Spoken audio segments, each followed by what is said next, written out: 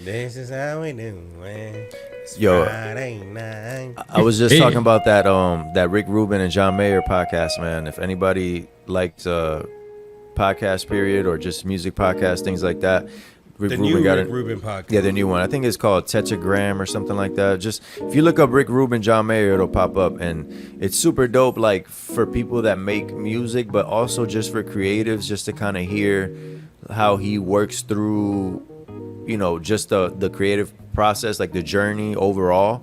Just kind of how he views stuff, and just hearing Rick Rubin talk about it. You know what I mean? It was super dope, and it inspired me because I've been like real uninspired lately. Just because I've been so busy, like in my normal life kind of stuff, like we're opening a new business. Things have just been busy with my current business. You know what I mean? I got both kids in like summer camps, and they're both on teams too. So it's like, This guy's it's been nonstop. Spilling yeah, coffee it's in the crazy, morning. bro. It's crazy. Yeah, bro. This morning was a crazy one. Like I had like a horrible morning, and then like when I got to the shop, I spilled my coffee on my desk, and I'm like, damn, bro. Like I need to just chill out, because if not, this is gonna be my whole day. You know what I mean? yeah, yeah. So I had to kind of like calibrate, and after that, I was good.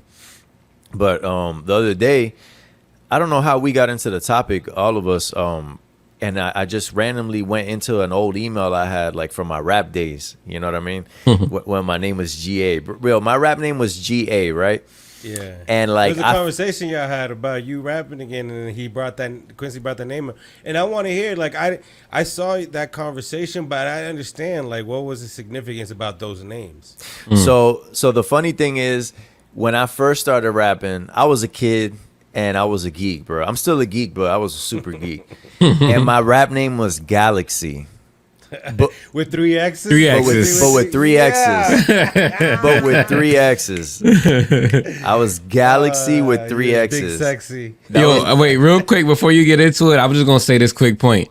He believed in that shit 100% though. Oh, Because I remember, I every time I think about you rapping, bro, I can like distinctively remember GALAXY. Like I Yeah, can distinctively remember that, bro. Like, oh my god, that was my old little intro thing, bro. I used to spell the name out and stuff. Like, yo, when we all started rapping the whole group, like it was five of us at first, then three. But we all, like, that was like our go-to thing. Like, I guess it was just because we were young in the music. Like, we would just all spell our names, bro. It was like That a was spelling just bee every song. That was just a thing to do, yeah. But yeah, so like my name was Galaxy at first, and then I shortened it to GA, and I kind of flipped it. Like I call myself GA, and I would tell people I'm GA because I'm on top of Florida. You know what I mean? Ooh, Like, I like that. I like so that. like I kind of it wasn't the original intention, but I was like, I gotta make this make sense. You know what I mean? yeah. But so I went into my old email, which was GA says ayo at gmail.com, because that later became my intro. Like the way I say yeah now, I used to go hey yo, like real, like a loud and long hey yo, bro. Facts. It was so funny, man. Like just to think about it, like, and I used to always make sure I hit it in every song, bro. Yeah. Yo, that's facts. I used to always make sure, like, bro, I gotta hit this in this song, my ayo. Like, even if I finished something and it sounded good, like, the engineer's like, oh, what else? I'm like, hold on, I gotta go in and say ayo, dog. I used to think the fans was waiting for that ayo, bro. But like, I'm listening to old music, like, probably like one of the last two projects I did of like rapping before I started singing. So I'm listening to it, and I had a song called "Feeling Like Freeway," which I got from on the Beanie Siegel album. They had a song called, I'm trying to remember the name of the song. I Can't Go On This Way. And it had like the Young Guns, Freeway, Beanie Siegel on it. I think that was the only people who was on it. Young Guns, Freeway, and Beanie Siegel.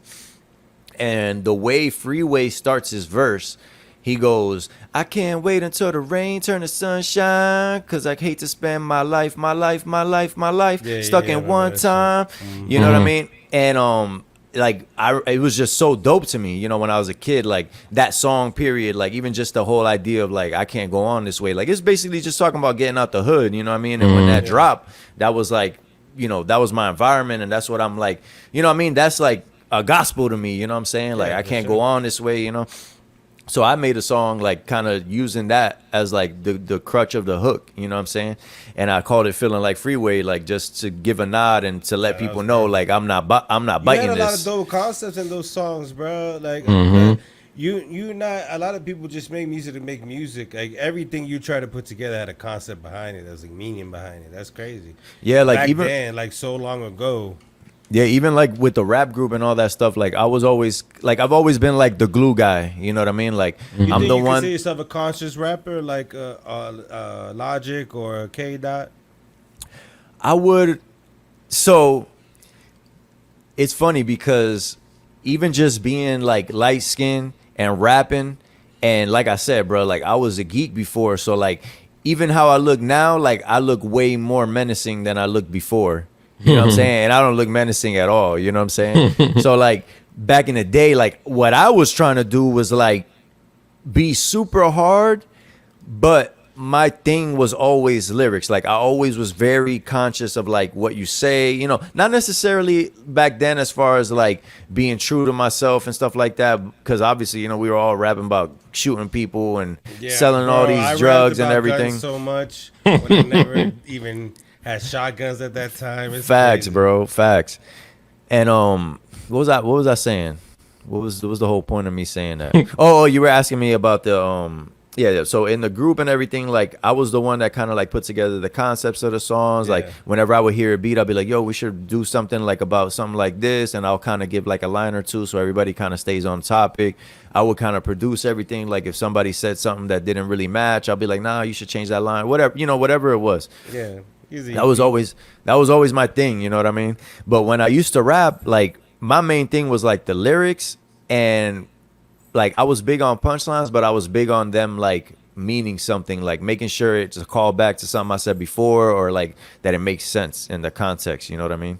And that Feeling Like Freeway song, like when I heard it back, that song is mad vulnerable, like, and I'm listening to it and I don't really remember it, you know what I'm saying? Because I don't listen to my old music, like I don't really like think about when I used to rap like that. But like this week, for whatever reason, like it's just, maybe it's because I've been in this rut, and maybe because lately I just been thinking about rapping, and I'm like, you know, it's just coming up, and I'm just thinking about it from the point of view of like, dang, like this, like I was saying some shit, you know what I'm saying? Like I'm not saying the song was super dope or anything, but like, and I'm not even saying I was saying some shit from the point of view of like people would think it's hard. I just know like if you hear it and hear what I'm saying, like you know that it really came from a vulnerable place, you know what I mean? Like on that song, I'm talking about how my dad left when I was a kid, and then how I had a stepdad and then he left too, and just kind of dealing with that, like of like your dad leaving twice, you know what I mean? Like that was the thing I dealt with as a kid, you know, like having to kind of be the man for my brother, and like him kind of resenting it a little bit because he felt like I was trying to son him, you know what I mean? Like there's like a lot of like real deep stuff in there, and I'm like, So you think dang, there's a bro. separation between an artist and a writer? And this kind of taps into what you're exactly speaking to, like to the point where you're telling a story, like you're writing a story, and that's why like you see Hollywood is lacking. Like they don't have any hosts for award shows. All the late night shows are out because the writers, the people who actually invest in the content, are no longer there, and there's not a lot of people who can do that. You have artists, you have performers, you have people who can recite the shit that's written, but the writing shit is a whole different. Yeah, Whole different. it's the people that you don't see. It's the people that you don't see. My question to you, Les, because I always think about this. I actually had did a recent interview with We Fam ATL. Shout out We Fam ATL when I did the performance and the interview and everything. And they asked me how I kind of started with the music thing. And I brought up a funny point that like I didn't even think about, but like, well, I didn't realize, but like the first songs I ever recorded were via MP3 player back in the day that used to have like a little cheap little microphone where you can record voice memos on it.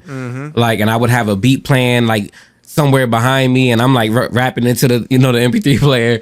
And that's kind of how I started. So my question to you is like, how did you start? That's a good question. So let me think back a little bit.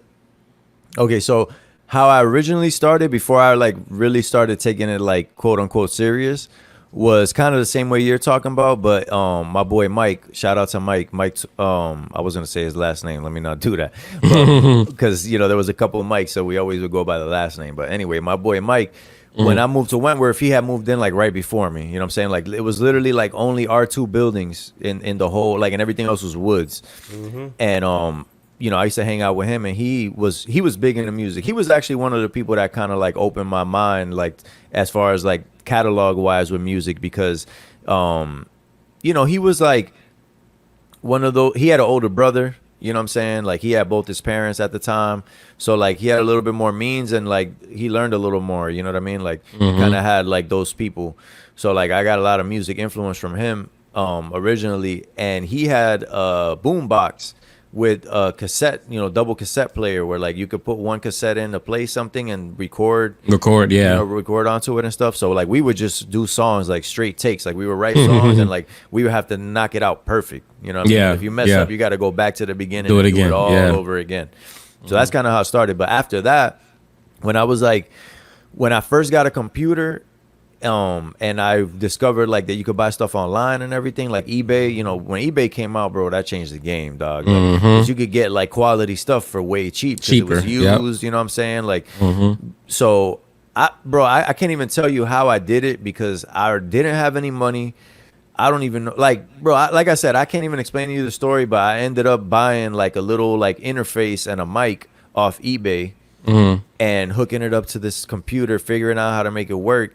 And once I got it ready to work, I didn't have the like I was recording by myself at first, but I didn't really have the confidence to like say I'm a rapper, you know what I mean? So I looked for other people to come rap with me.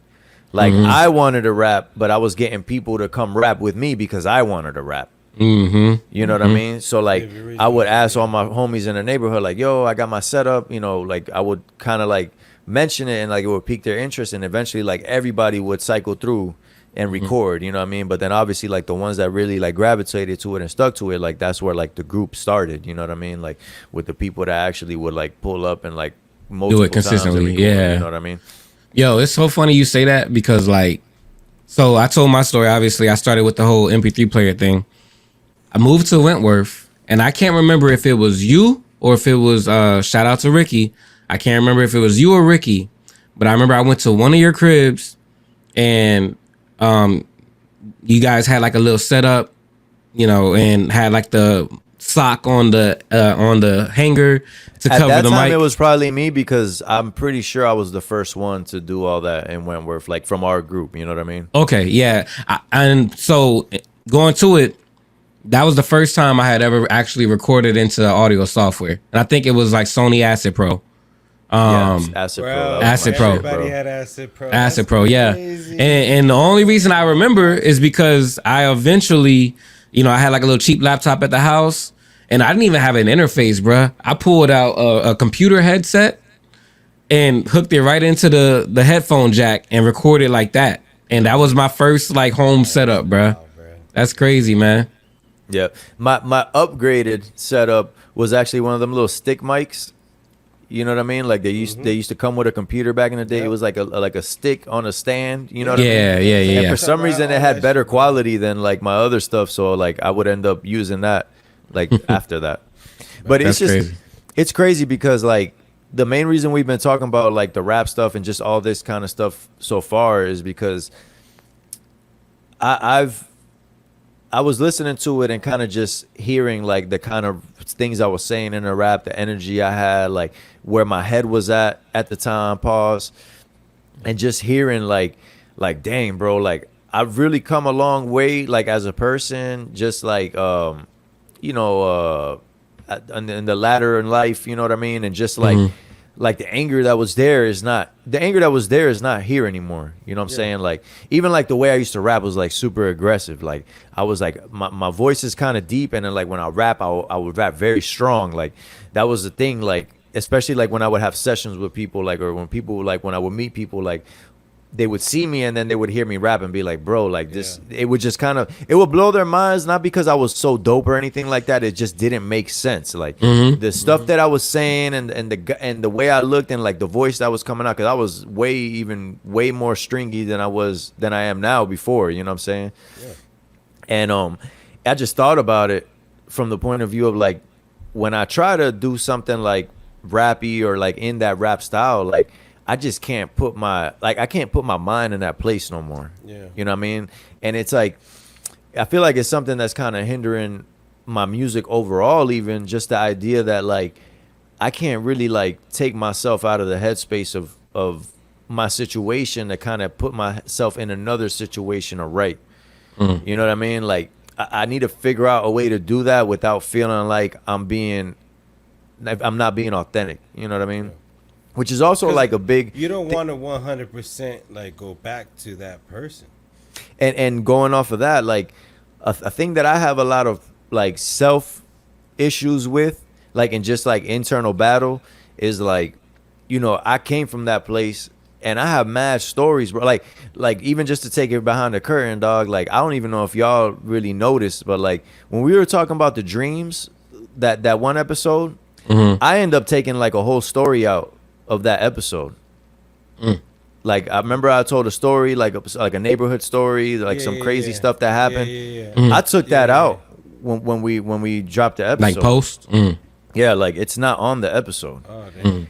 And it's like I don't know what it is in my mind, but I need to get past it. It's like I just look at it like I'm not that guy no more. That's not my like I just don't even like talking about that kind of stuff. Like I just hate how like a lot of people, when they talk about things like that, they're like kind of bragging. They're kind of telling you in a way of like, hey, listen to the guy I used to be. Like, don't mess with me. You know what I'm saying? Like, No, bro, that's literally That's your every story. single person in the world too, though. Like, Yeah, bro. I read this quote, and I don't know where I read it at this point. I don't remember, but it said, "It's the old me that prevents me from being the old me."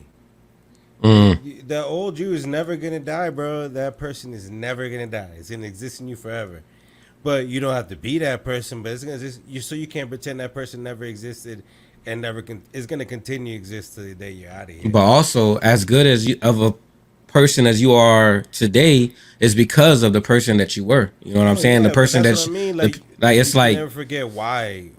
some people will continue down and that's something we always talk about. Some people will continue down that same path for the rest of their life, doing the same negative stuff, doing, you know, being shady to people all their life, stealing from people, lying to people, whatever. And I'm not saying you did any of that, but what I'm saying is the stuff that you went through, you grew from it. You know what I'm saying? And it's more so, you know, I mean, obviously it's something for you to work through, but it's more so like you should appreciate that. You know what I'm saying? From a standpoint of like, bro, I went through that shit. You know what I'm saying? Like I went through that shit and it didn't knock me back.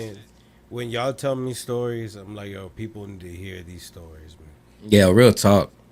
yeah, man, it's a big. I don't know, man. There's like I don't know what it is. I always have this kind of back and forth with Freddie. We always kind of touch base on the same conversation all the time, and it's like there's just I don't know, bro. Like there's something in me that like prevents me from talking about this stuff. I don't know if I sometimes I feel silly talking about it. I don't know. I think also like the way I look also gets in my own head, because it's like I kind of feel like when I'm telling these stories, it doesn't seem like I should be telling these stories. You know what I mean? And it's like Bro, we don't get to edit our stuff out, Lester. Yeah, we nah. say that. So we need you, like collectively, Quincy. We need Lester to be like that. Do you agree? No, real talk. Because I mean, like at the end of the day, bro, like all of that, yo, there's somebody out there that's gonna hear that story that's a fan of you, or maybe not even a fan of you, but that story makes them become a fan of you because of the person you are today. And like you lived through, like, damn, I didn't even know he went through all that. We talk about all the time, like, damn, I never knew this guy's story, and now that I know Bruh. the story, it makes you look at him a little different. yeah. Bro, my fiance talks about it all the time. Like she literally is like, dog, I can't believe, yo, Yeah, you there? I can hear you. Your video froze, but I could hear you. There you go. You back. Can't hear you. You gone? Yo, I'm here. There you go. There you go. Oh, We there you back. go. You back. Go ahead. Go ahead. Ah, damn. He's like getting out, but he looks No, so I good see going him. in Yeah. there. Your video and you look straight. Dang, I was waiting for that. Whatever you was about to say too, dog. Ain't no way, bruh.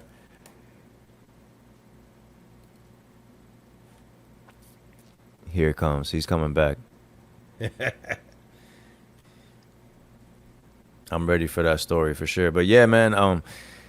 Yeah, it's definitely something that I've just always struggled with. You know what I mean? Vulnerability.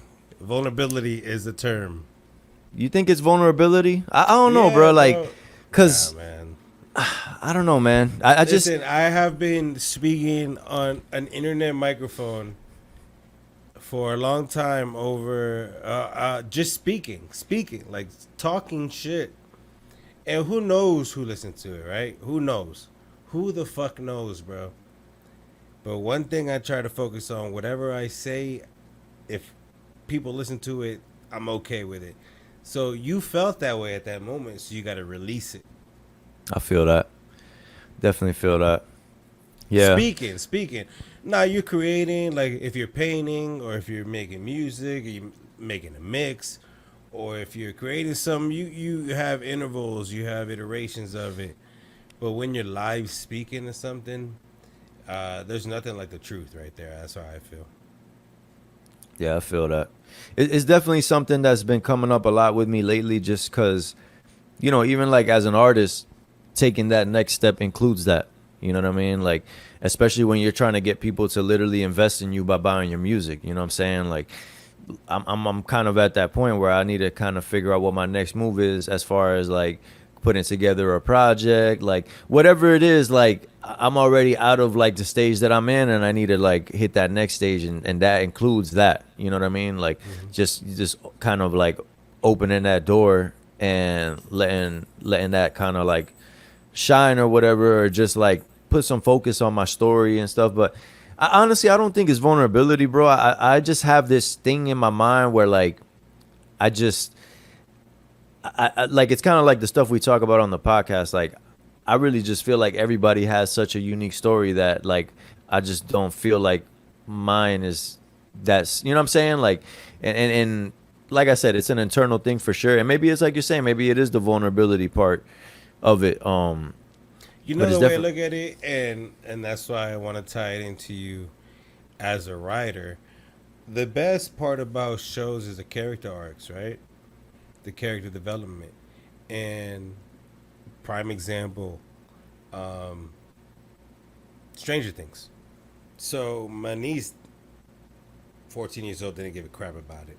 And then I started explaining to her that there's character development, there's character arcs.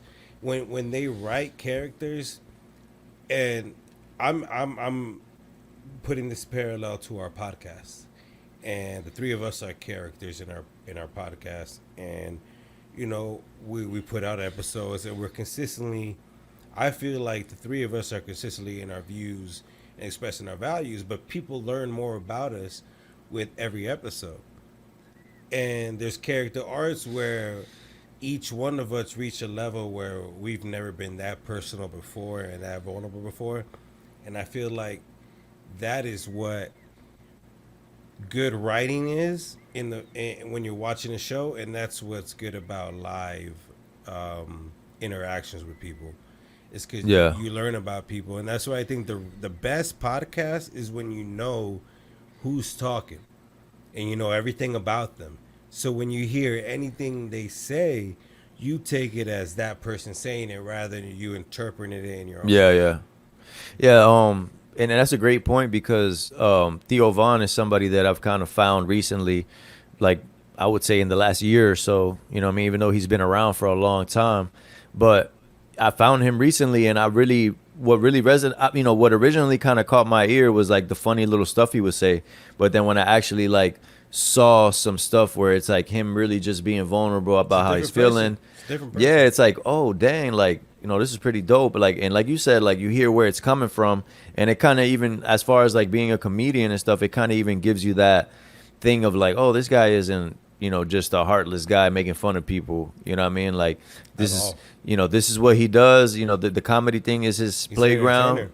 But exactly, he's an entertainer. But you know, this is what he's about. You know what I mean?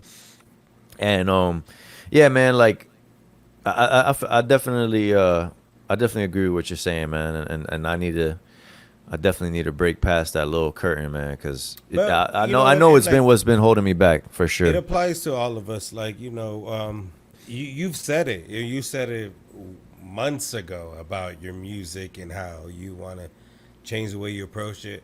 But same thing with me. The reason I stopped podcasting, the reason like I don't, even when I make a mix, bro, I don't like playing it back immediately. Like I do not like hearing where I messed up. But you got to get used to that. You got Hmm. to get used to that. You got to get used to just like you said. I remember you told me long ago, like, yo, we know you're not like some professional DJ. Like you're gonna bring out like the club mix for awards and shit. Like just send us what you got, and like that's what the people who put out content. I think that's a level. That's a filter that people have all the way maxed out, and some people like lose back. And the people who are lose back, we consider them crazy people. Like, yo, you will literally do and say anything. But then again, those are most people that are being like in the algorithm. Yeah, not facts, and that be like a big part of the struggle too. It's like, and you know what? Now I'm realizing that that's one way social media has definitely affected me, even if it's an opposite effect. Like I'm seeing Oh, everybody do I got these my last things. shit. Is Yeah, are we not gonna get Quincy? I want to share my last thing. yeah. Go I ahead. don't know if he will. All right, keep going. I'm not gonna wait for him, but I'll do it when you're done. But yeah, like with the social media thing, like I see so many people sharing their stories, and you know, you kind of interpret it through your own lens and look at it like, oh, maybe this is insincere or something, and you kind of see people doing it for the Oh, likes, there and he it kind of is. discourages you. You know, he's bike. Yo, to switch gears a little bit, yo, I've been telling Quincy he got outer net, dog. Dog. Ah, And I can't even argue at this point, bro. I'm so over it, Bro, bro. uh, and the I'm worst so part is over you it, can't bro. do nothing about it. Like, the internet is a thing, is like whatever services you have in your area, That's what like you you just got. got to deal with it, and bro, that's I it, thought you bro. rage quit, bro. You was like sitting there reloading your plates for like 30 seconds. But were you saying Yeah. that's something to go back to what you were saying, Quincy? And remember what you were talking about too, Joe. But Nah, I'm getting it. but Quincy, you were saying something about your fiance be telling you. Basically, you remember when we went out to eat that time and we were just talking about stories and stuff, and you know, my fiance was like, "Yo, that's crazy." You know, like she couldn't believe it, like she couldn't wrap her head around it. It's like she sees you today and she's just like, "Damn, man, like he's such a like good dude." You know what I'm saying? Family guy, does all the right things, handles his business. You know what I'm saying? Takes care of his kids, whatever. And you know, when you tell the stories that you went through, it just don't You never connect. expect You know that, what I'm yeah. saying? You would never expect that. So I think that that's like, it's dope. It's honorable. It's something that people will like hear and appreciate. So it's like, it's definitely not something that you don't want to talk about, because it's like at the end of the day, it's still your story. You know what I'm saying? Yeah, I appreciate it, and it even kind of even goes back to like the movie thing. You know what I'm saying? Like even like a lot of elements in that movie thing, and just like realizing like how that story should be told. It really like even opened my eyes to like how deep and layered like those things.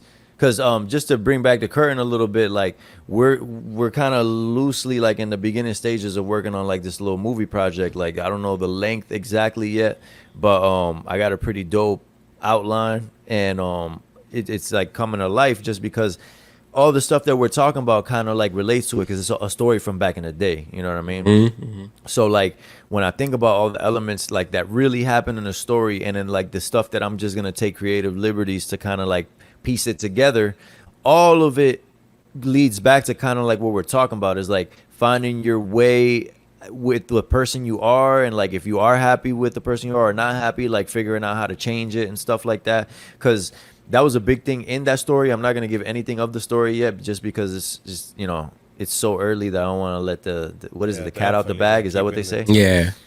Leave But the yeah. I was gonna use the other words, but yep, you use yours. but yeah, like even just thinking about like those days and like the way my mind and even like with this podcast, like why I'm so fixated slash I emphasize the fact that everybody's living their own life and it makes sense in their head.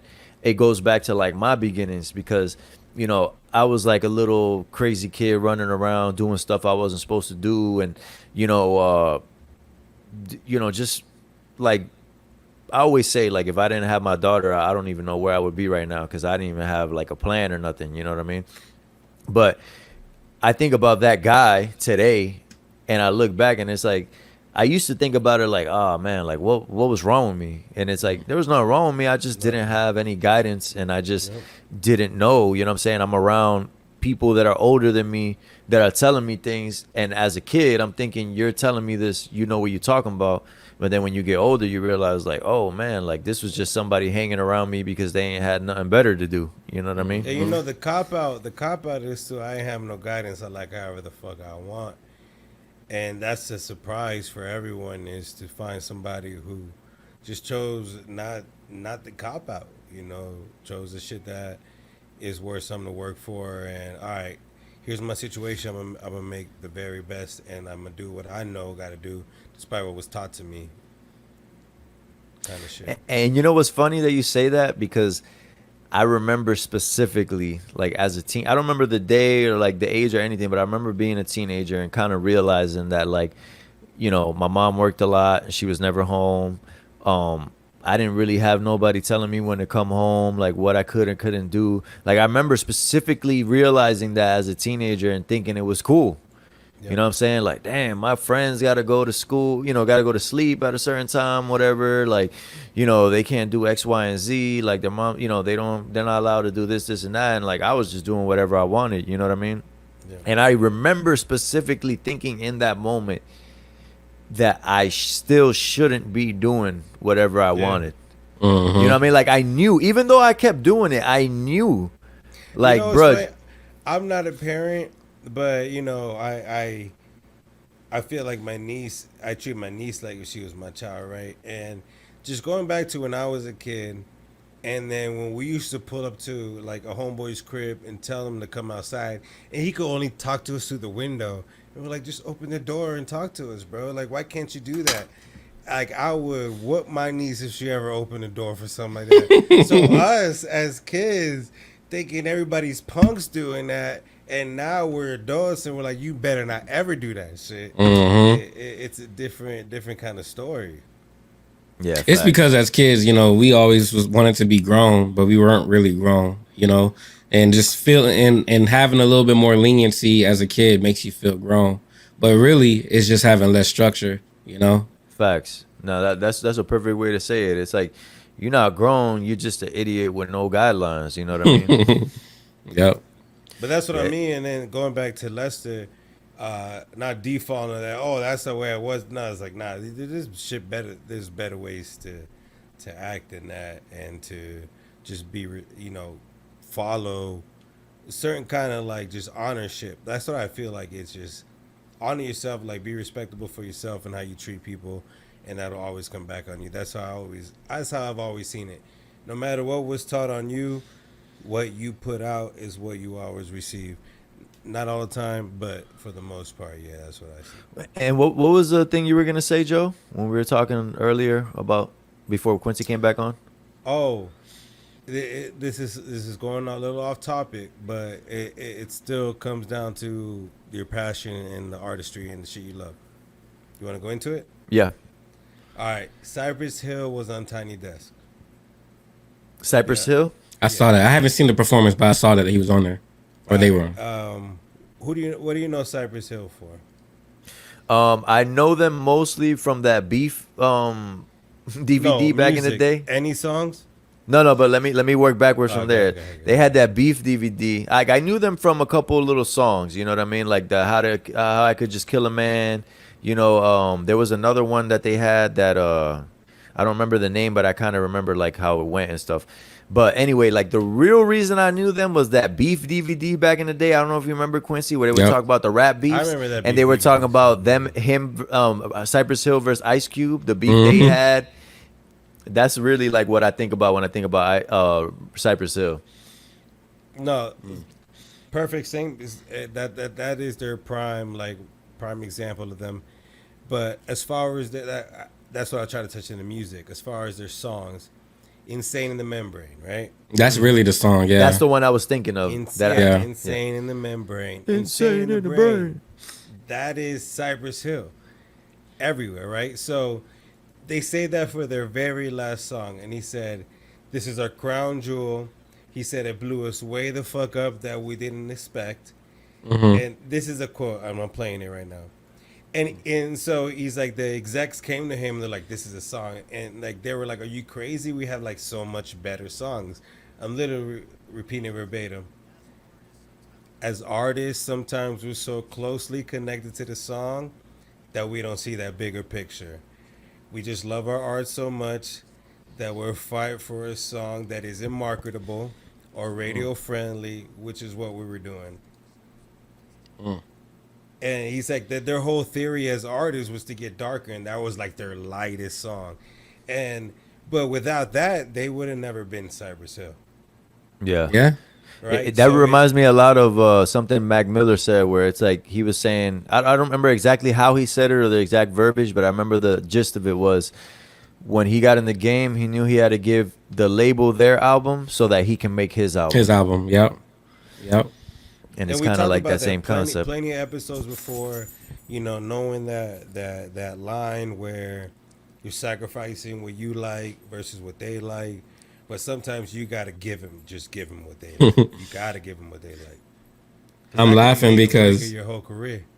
I'm laughing because I had a conversation with Freddie, and we've mentioned Freddie before. Freddie helps us out a lot on the back end and behind the scenes with the music stuff. And when I was talking to him about Good Days, which for anybody listening, that's my best performing song so far.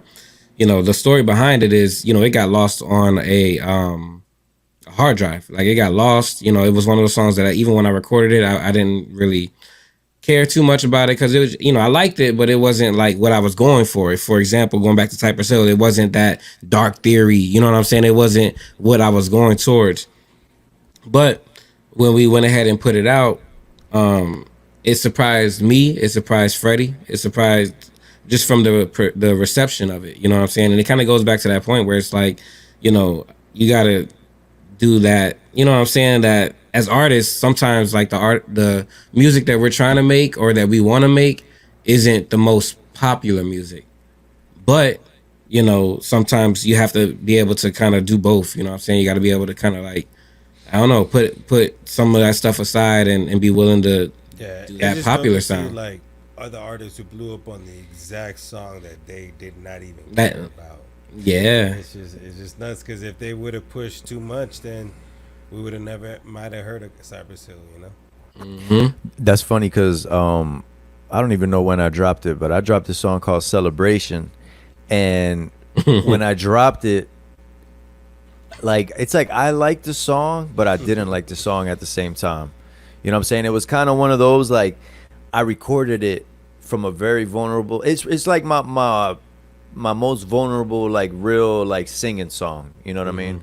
Probably like the closest I would get to like that rapping style. You know what I mean? And I literally recorded that song like I was like damn near like rock bottom at the time. You know what I mean? It was like it was before I bought my house. It was like three years ago or something, like before I bought my house, after like the whole crew that I was doing music with, like we all just stopped working together. It was like a whole big thing.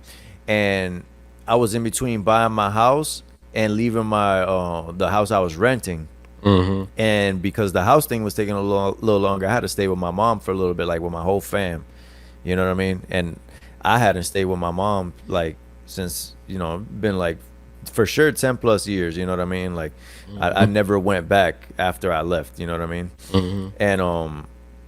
And it was like one of those things where like when I put out the song, I was kind of like worried just from the point of view of like I just thought it would kind of fall on deaf ears because it was so personal to me, and like what I was saying in the song was like so like to me it was sappy. You know what I mean? Like I don't like to me that's not like the type of stuff that I want to hear from somebody like from the point of view of like just like the singing. I don't know, bro. Just for whatever reason, I was just looking at it that way. And long story short, it's about to be like my fifth best song, and it's a song that people still like. Yeah. They hit me up like even today. Like I had people hitting me up because of that song because of like it just hits people because like in the song like I started by saying guess I wasn't worthy of the celebration, so I've been turning L's into elevation. And it's basically like the whole song is really just saying how like all the trials and tribulations I still was just like I'm talking about like the things that happen and like how I feel about it, but I'm also giving solutions in the song. Like that's kind of how like I wanted to make the song. Like it's like yeah, all this happened and all these things go on, whatever, but you still got to make it happen. I've sent that text before, turning L's into so, like those are the people who've been through shit and still managed to succeed. The three of us are exactly in the same situation. We've been through shit that could have just ended everything, but we were resilient and we just persevered and we did what we had to do to just to keep going and end up on top. That's how I feel we all relate in that sense. Yeah, and it kind of like tie it all back together with that celebration song. I felt the same way I did with that rap song I was talking about at the beginning of the podcast, where it was like, dang, it's crazy to hear where my mind was at that time, and like just seeing like where I'm at now, such a better position. Even from the rap song to celebration, from celebration to now, like how I captured those moments of how I felt and like how things have progressed, and I'm just super grateful about it, but I also know, like you said, it's like that perseverance, you know. Yeah. And in the next episode, bro, like honestly, like just from all the stuff that we're talking about, like I feel like it is that time for like us to really get into like the background of like what brought us to this point and what gave us. I think we've talked about it a little on the podcast too, but it's like, why are we grounded? You know what I mean? Like what made this resonate with all of us that we're like, yo, let's do this and let's talk about this stuff and let's put it out in the world.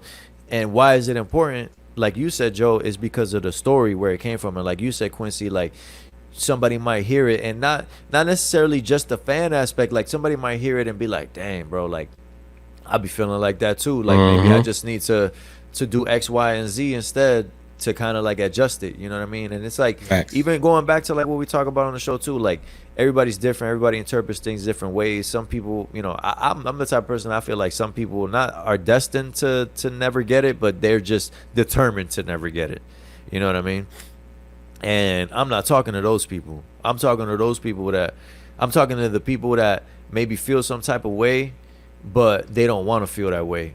And they're trying to figure out how to get out of that, but maybe they just don't got the wherewithal or the know-how to do it. Like what happened with me, you know what I'm saying? Back in the day, the people that was advising me, they wasn't in no position to advise. So I had to, you know, hit a lot of roadblocks to then figure out, like, get enough knowledge and wisdom from life period myself to figure it out. And that's why this is so important to me to like give those things to people that might just be out there alone, that they know. Because that's another thing, man, like and not to ramble on, I'm gonna wrap with this, but you can get around people that you in your heart feel like something's wrong or something that you're doing is wrong, but they'll ease that because they're doing wrong also, and they'll make you feel comfortable in it. You know what I mean? They're like, well, that ain't as bad as I'm doing, so we'll just let them do that. Exactly. Or even like you get with somebody that's slimier than you and you be like, oh, at least I'm not doing that. Oh, Yeah, I'm a that's what I'm thief. saying. I'm a That's thief, not but as I'm bad not a as drug I'm doing. dealer. Exactly. Yeah, that's not Like as bad as I'm doing, so I'm good to keep going what I'm doing.